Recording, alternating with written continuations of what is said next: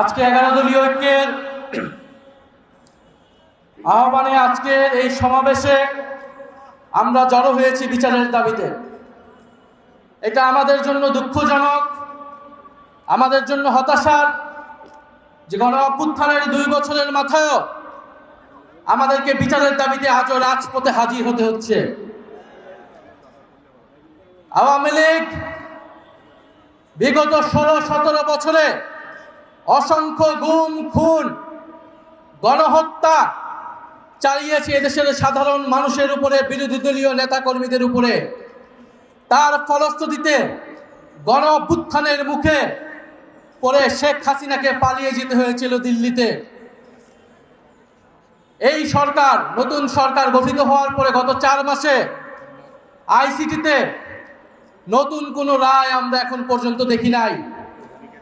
নতুন কোনো তদন্তের রিপোর্ট এখন হয় নাই। এটা স্পষ্টত যে চিফ প্রসিকিউটরকে তিনি দায়িত্ব পালন করছেন, অবিলম্বে তাকে পদত্যাগ করতে হবে এবং নতুন যোগ্য দায়িত্ববান ব্যক্তিকে বসাতে হবে, যিনি আন্তর্জাতিক ট্রাইব্যুনালের মাধ্যমে বিচার নিষ্পন্ন করবেন এবং দল হিসেবে আওয়ামী লীগকে নিষিদ্ধ করার সকল ব্যবস্থা নিশ্চিত করবে। আমরা স্পষ্টভাবে বলতে চাই, গণহত্যার মাধ্যমে আওয়ামী লীগ বিচারের কাঠগড়ায় দাঁড়িয়েছে, আর সংস্কার বাস্তবায়ন না করার ফলে বিএনপি জনগণের কাঠগড়ায় দাঁড় হয়েছে। এই 2 শক্তির বিরুদ্ধে আমাদেরকে এখন সমানভাবে লড়াই চালিয়ে যেতে হবে।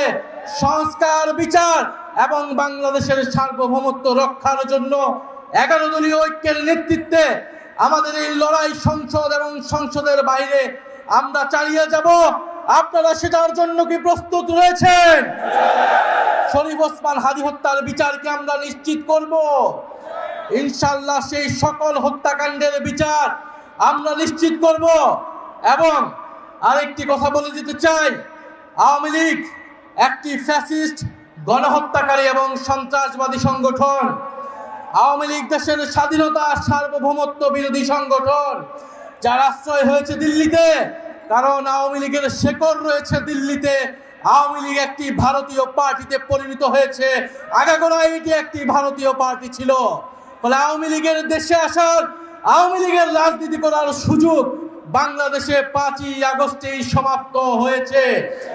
যারা সমঝোতা করছে, যারা নতুন করে স্বপ্ন দেখছে আওয়ামী লীগকে রাজনীতিতে পুনর্বাসিত করার, তাদের পরিণতি আওয়ামী লীগের মতোই হবে।